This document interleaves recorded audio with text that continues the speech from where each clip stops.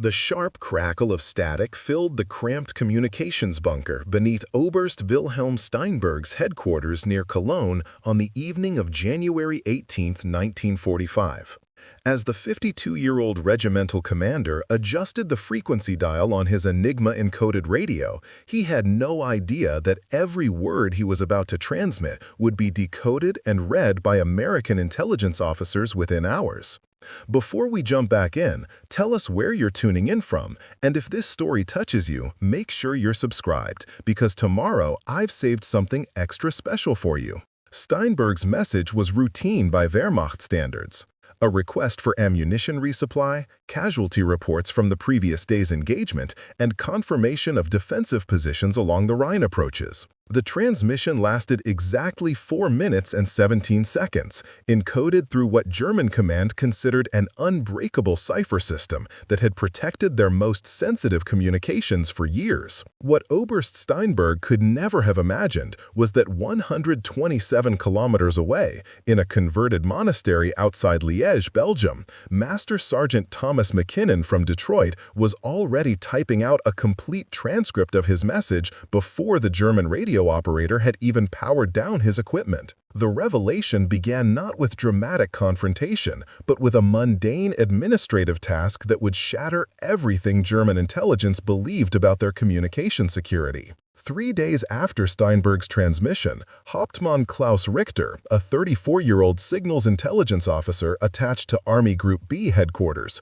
was reviewing routine paperwork when he discovered something that defied explanation. A captured American document, recovered from a destroyed reconnaissance vehicle near Düsseldorf, contained detailed transcripts of German radio communications from the previous week. Not summaries or partial intercepts, but word-for-word reproductions of conversations that had been transmitted using the Wehrmacht's most sophisticated encryption protocols. The documents included tactical discussions between battalion commanders, supply requests that had been classified as top secret, and even personal messages between officers that had been sent through supposedly secure channels. Richter initially dismissed the papers as elaborate American disinformation, a psychological warfare tactic designed to undermine German confidence in their communication systems. The idea that Americans could systematically decode Enigma transmissions seemed mathematically impossible. German cryptographers had assured military leadership that breaking their cipher would require computational resources that no nation possessed. Even theoretical calculations suggested that manually testing every possible key combination would take longer than the age of the universe. Yet the evidence before him was impossible to explain away. The transcripts contained information that only German commanders could have known. References to specific ammunition shortages that had been discussed in encrypted messages, mentions of personnel transfers that had been arranged through secure channels, even complaints about ration quality that officers had shared in what they believed were private communications. The level of detail was comprehensive and accurate down to the smallest particulars. Richter's first instinct was to verify the authenticity of the captured documents through careful cross-referencing. He spent the entire night comparing the American transcripts with official German communication logs, searching for discrepancies that would expose them as fabrications. Instead, he found perfect correspondence. Every transmission time matched exactly. Every tactical detail aligned with actual operations. Even the peculiar expressions and linguistic habits of individual radio operators had been captured with disturbing precision. The implications began to crystallize as Richter expanded his investigation. If Americans were indeed intercepting and decoding German communications in real time, it would explain numerous tactical anomalies that had puzzled Wehrmacht commanders for months. Planned offensives that encountered unexpectedly prepared defenses, supply convoys that seemed to run into ambushes with suspicious frequency, artillery positions that came under counter-battery fire within minutes of being established. German intelligence had attributed these incidents to various factors: increased Allied air reconnaissance, improved battlefield intelligence gathering, simple tactical competence on the part of American forces. The possibility that their most fundamental assumption about communication security was completely wrong had never been seriously considered. Richter's growing alarm led him to conduct an unauthorized experiment that would provide definitive proof of American interception capabilities. Working with Major Friedrich Zimmermann, a trusted colleague in the operations section, he crafted a series of false radio transmissions using standard Wehrmacht encryption protocols. These messages contained deliberately fabricated information about planned troop movements, fictional supply difficulties, and imaginary defensive preparations. The test messages were transmitted over a 3-day period using normal communication procedures and equipment. Each transmission followed established protocols for classified tactical information, indistinguishable from routine military communications except for their deliberately false content. Richter and Zimmermann then waited to see if American forces would react to the disinformation as if it were genuine intelligence. The results exceeded their worst fears. Within 48 hours of the first false transmission, American artillery began targeting the fictional supply depot location that had been mentioned in the fabricated message. Reconnaissance flights increased over areas where the fake troop movements had supposedly been planned. Preparing and narrating this story took us a lot of time, so if you are enjoying it, subscribe to our channel. It means most damning of all, American ground patrols were observed establishing ambush positions along routes that existed only in the deliberately false communications. The Americans were not only intercepting German radio transmissions, they were acting on the intelligence so rapidly that there seemed to be minimal delay between encryption, transmission, interception, decoding, analysis, and tactical implementation. This suggested an intelligence operation of staggering sophistication and scale, far beyond anything German command had considered possible. Major Zimmermann's reaction to these discoveries reflected the psychological impact that would soon spread throughout the German officer corps. A career signals officer who had built his reputation on understanding communication security, Zimmermann found himself questioning fundamental assumptions about the war itself. If American intelligence capabilities were this advanced, how many other German assumptions about enemy limitations were equally wrong? The two officers faced a dilemma that would become increasingly common as evidence of American intelligence superiority accumulated.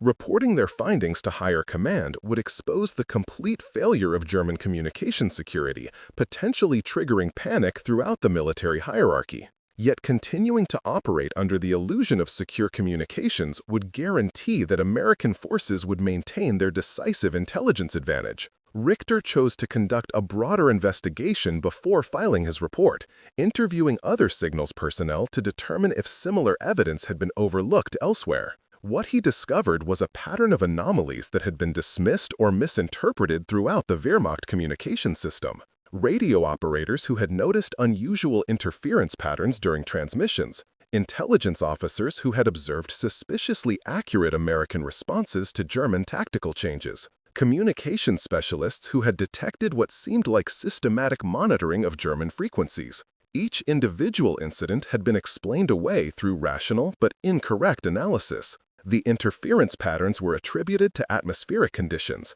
The accurate American responses were credited to superior battlefield reconnaissance. The frequency monitoring was dismissed as routine enemy signal intelligence. No one had connected these separate observations into a comprehensive picture of systematic German communication compromise. The investigation revealed that American interception capabilities extended far beyond simple message decoding. Through careful analysis of communication patterns, the Americans had mapped the entire German command structure in the Western Theater. They knew which radio frequencies were used by different units, could identify individual radio operators by their transmission characteristics, and had developed detailed profiles of German tactical procedures and decision-making processes. This deeper level of intelligence penetration explained phenomena that had baffled German commanders for months. American forces seemed to anticipate German tactical responses with uncanny accuracy, often positioning defensive assets exactly where they would be most effective against planned Wehrmacht operations.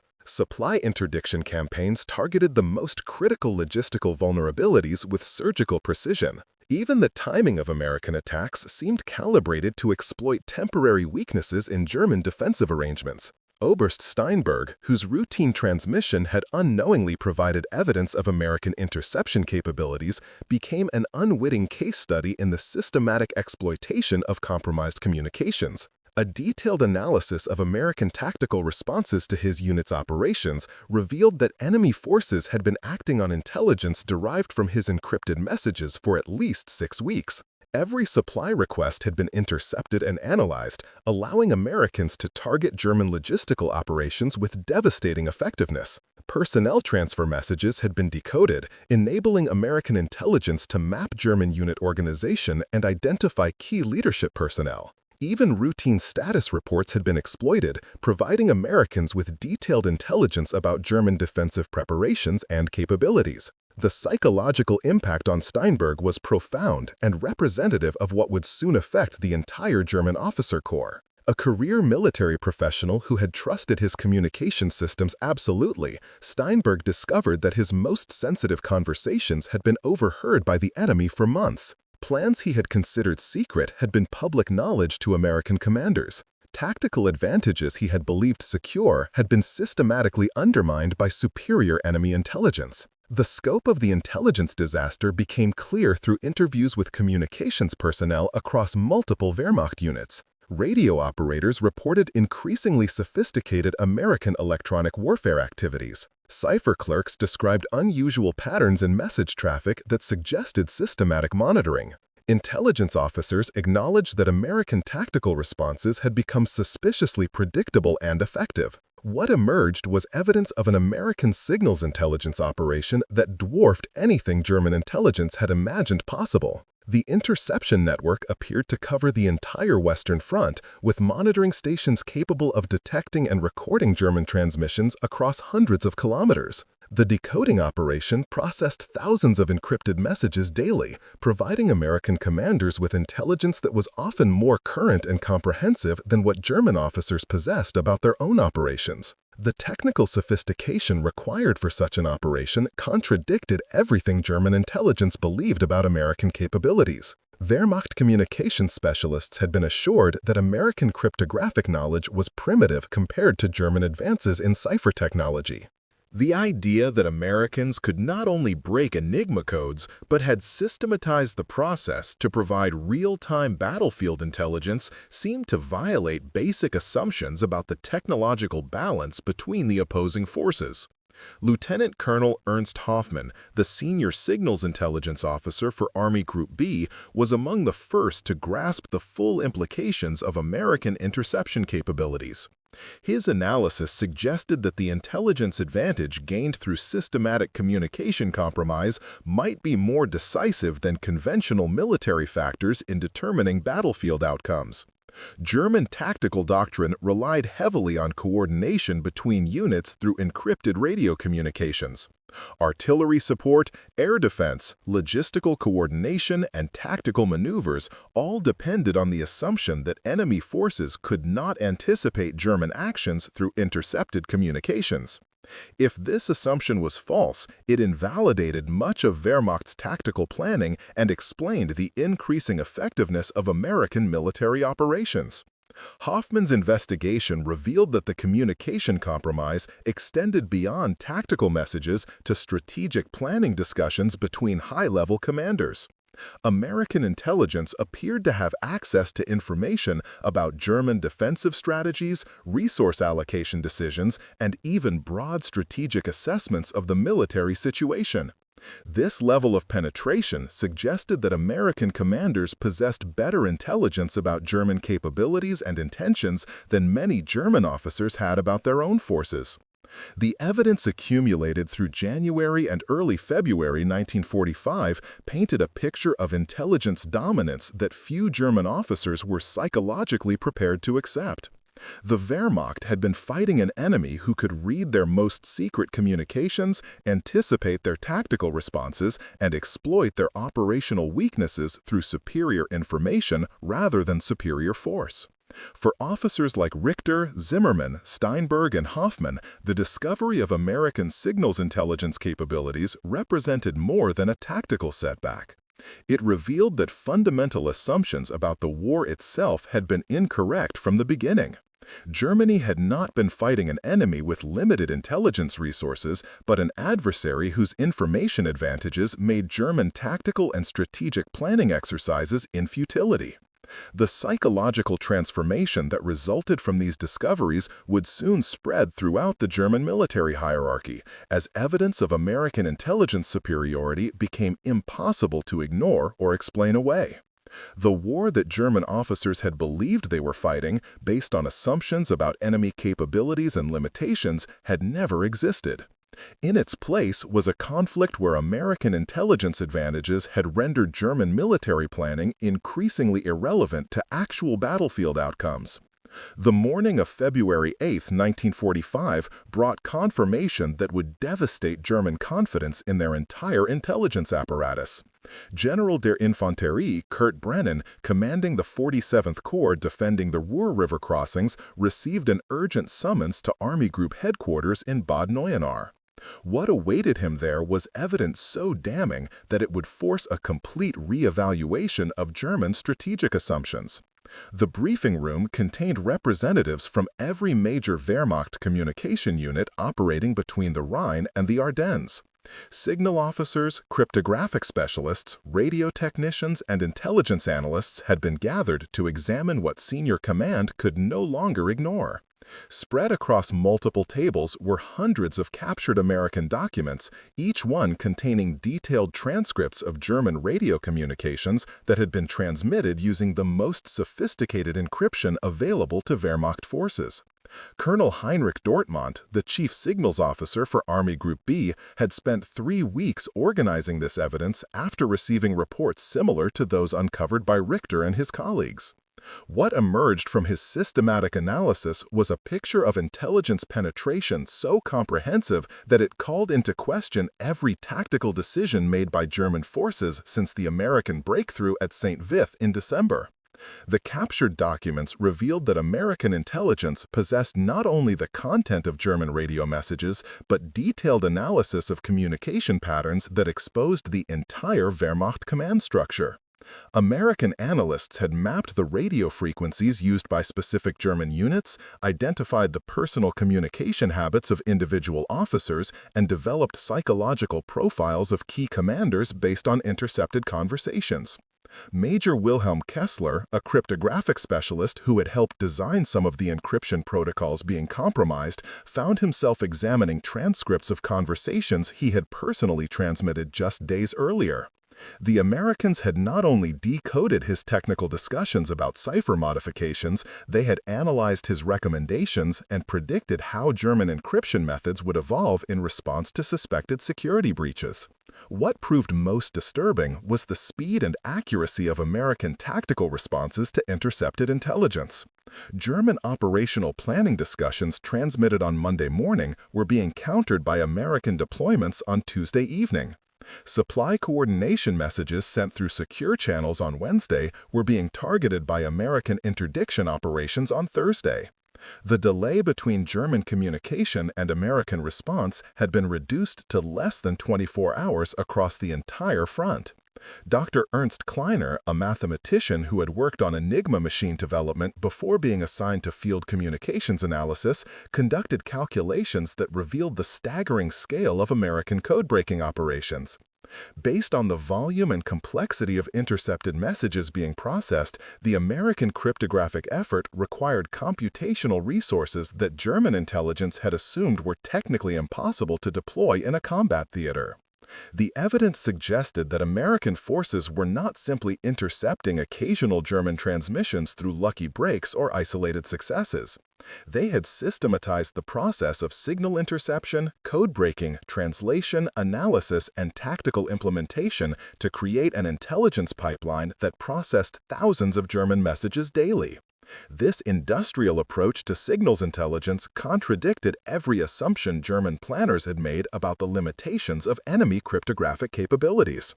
Lieutenant Colonel Franz Weber, who supervised radio communications for the entire Western Front, discovered that American intelligence had been monitoring German communication procedures with scientific precision. They knew which times of day different units typically transmitted messages, understood the technical characteristics of German radio equipment, and had developed detailed maps of Wehrmacht communication networks that were more accurate than the charts used by German signal officers themselves. The investigation revealed that American interception extended beyond military communications to include diplomatic messages, administrative correspondence, and even personal communications between German officers and their families. American intelligence appeared to have access to every category of encrypted transmission used by German forces, suggesting that the fundamental mathematical principles underlying Wehrmacht cryptographic security had been completely compromised. General Brennan's reaction to this briefing reflected the psychological crisis that was spreading throughout German command structure. A veteran officer whose tactical decisions had always been based on assumptions about communication security, Brennan realized that American commanders had possessed detailed knowledge of his operational plans for months. Every defensive strategy he had developed, every tactical innovation he had implemented, every logistical arrangement he had coordinated had been known to enemy forces before German troops had received their orders. The implications extended far beyond tactical embarrassment. If American intelligence could read German communications in real time, it explained the increasing effectiveness of Allied psychological warfare operations. American propaganda broadcasts contained specific references to German defensive preparations, mentioned individual Wehrmacht officers by name, and demonstrated detailed knowledge of German unit deployments that could only have been obtained through systematic signals intelligence. Colonel Hans Muller, who directed counterintelligence operations for the Rhine defense sector, uncovered evidence that American intelligence was using intercepted communications for strategic deception operations. False intelligence was being inserted into German communication networks through carefully crafted transmissions that appeared to originate from legitimate Wehrmacht sources. These deception messages influenced German tactical planning by providing inaccurate information about American capabilities and intentions. The sophistication of American deception operations suggested intelligence analysis capabilities that went far beyond simple message interception. American intelligence officers understood German tactical doctrine well enough to craft false communications that would influence Wehrmacht decision-making in predictable directions. They knew which types of intelligence German commanders would find credible, which communication channels would be considered most reliable, and which tactical recommendations would be most likely to produce desired German responses.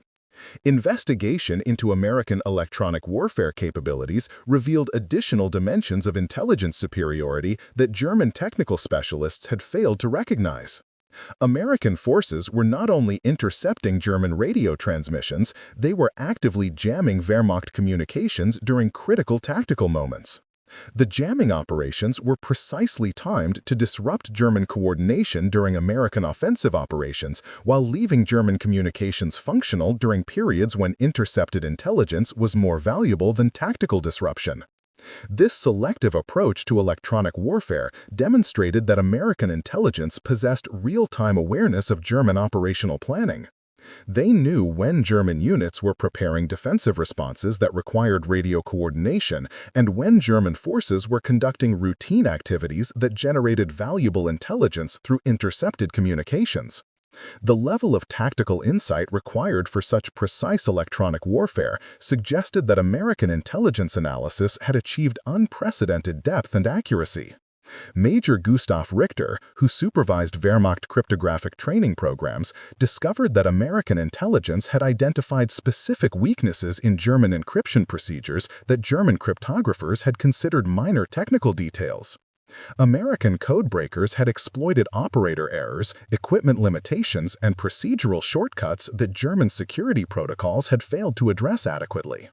The investigation revealed that many communication compromises resulted not from mathematical breakthroughs in code breaking, but from systematic exploitation of human and technical vulnerabilities in German communication systems.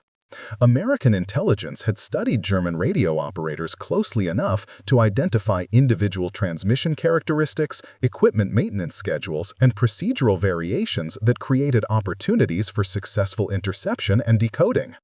Captain Ludwig Hoffmann, a signals intelligence officer who had monitored American radio traffic since the Normandy invasion, uncovered evidence that American communication security was significantly more sophisticated than German intelligence had recognized.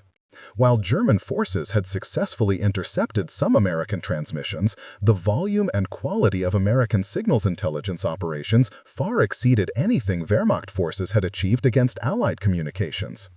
The comparison revealed that American forces were winning the signals intelligence war by margins that seemed mathematically impossible. For every German transmission that American intelligence intercepted and decoded, Wehrmacht signals intelligence captured perhaps one American message in 50. The disparity in cryptographic capabilities was so extreme that German and American forces appeared to be fighting entirely different wars from an intelligence perspective. Evidence emerged that American intelligence was sharing intercepted German communications with Allied forces across multiple theaters of operation. Wehrmacht messages intercepted on the Western Front were being analyzed by intelligence specialists in Italy, Britain, and even the Pacific Theater. This international approach to signals intelligence created redundancy and analytical depth that German intelligence, operating in increasing isolation, could not match. The investigation also revealed that American intelligence had been tracking the evolution of German cryptographic methods with scientific precision.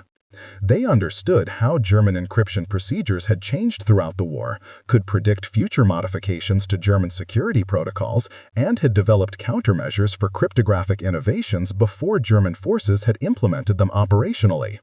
By mid-February 1945, the accumulated evidence had created a crisis of confidence that extended throughout the German command structure. Officers who had built their careers on assumptions about communication security found themselves questioning fundamental aspects of military planning and tactical coordination. The discovery that American intelligence had been reading German communications for months or possibly years meant that every tactical success German forces had achieved occurred despite overwhelming enemy intelligence advantages. The psychological impact reached beyond professional concerns to personal humiliation. German officers realized that their private communications, personal opinions, and professional assessments had been monitored by enemy intelligence throughout the conflict. Conversations they had considered confidential had been recorded, analyzed, and possibly shared among American intelligence personnel for entertainment or propaganda purposes. The investigation concluded with recognition that German forces had been fighting a war where the fundamental assumptions about information security were completely false. American intelligence capabilities had rendered German tactical planning exercises in futility, where elaborate operational security measures were protecting information that enemy forces already possessed through superior cryptographic capabilities. Up next, you've got two more standout stories right on your screen. If this one hit the mark, you won't want to pass these up. Just click and check them out.